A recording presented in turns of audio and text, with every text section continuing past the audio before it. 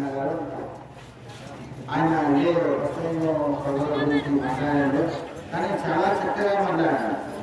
ఎందుకంటే ఆ నరసింహ శిష్యుల్లో ఎవరితోనే ఎంత జ్ఞానం ఉందని వాళ్ళు వ్యక్తపరిచినప్పుడు తెలుస్తుంది, కానీ వాళ్ళు ఊరుకున్నంత వరకు ఎంత అనేది మనం కనిపెట్టలేము. కాబట్టి ఆయన భ్రాంతి గురించి కానీ, జన్మరహితం గురించి కానీ, ధర్మం గురించి కానీ, కృష్ణుడు ఎక్కడ ఉంటాడంటే ధర్మం వైపు ఉంటాడనే, కానీ మరి ఈ అసలు సాంప్రదాయం అంత సులభమైన మార్గం కాదు, ఇది అందరికీ అభ్యర్థి కాదు.